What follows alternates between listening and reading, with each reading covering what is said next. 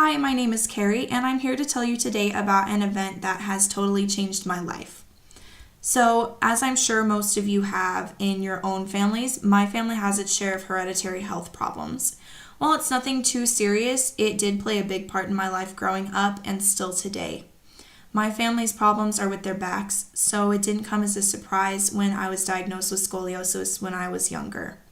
I had surgery on my back when I was 16 years old to correct it, and a lot of people have asked me about my experiences, pre-surgery, what my surgery was like, and post-op and recovery, so I figured I would share my experiences with all of you in hopes that it can help someone else. As I'm sure you all remember, the school nurse would do scoliosis screenings, and I only went to one of those because I already knew I had scoliosis since my mom's back surgeon had checked me out when I was younger.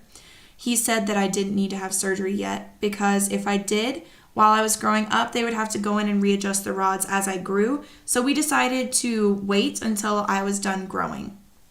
I didn't see a surgeon until I was 15 years old, and by that time, my back had gotten a lot worse.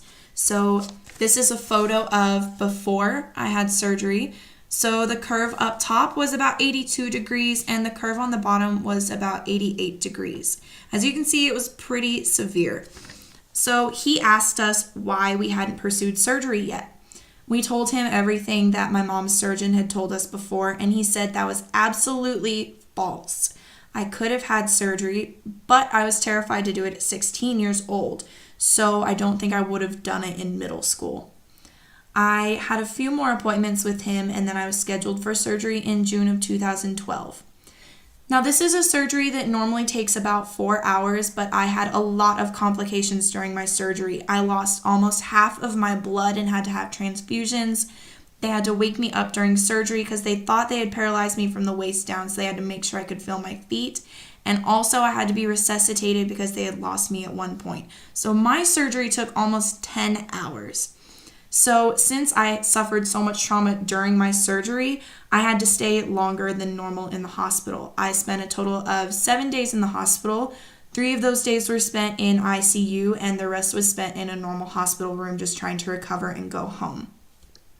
Now, once I did go home, my recovery was pretty easy. All I had to do was just walk every day, and once I was able to really get going, the closer I got to my 6-week checkup, I walked about half a mile a day. So once I got to my 6-week checkup, they took a new x-ray of my new spine. So this is what my spine looks like now. I have 2 titanium rods and 26 screws. They fuse together 13 levels of my spine. So I was 5'3" before I had surgery, and I was 5'8" afterwards, so that was the biggest change I had to get used to. My recovery was that 6 weeks, and then I was able to get back to everything I was doing before. The only hard part about it was the height change, and I hit my head almost every time I got in my car. So to wrap this all up, I still have some pain from time to time, but for the most part, I live my life totally normally. If there is anything I can tell you though, it is number 1, always get a second opinion when it comes to matters of your health. And second, cherish every moment that you have with your friends and family because you never know what can happen. Thank you.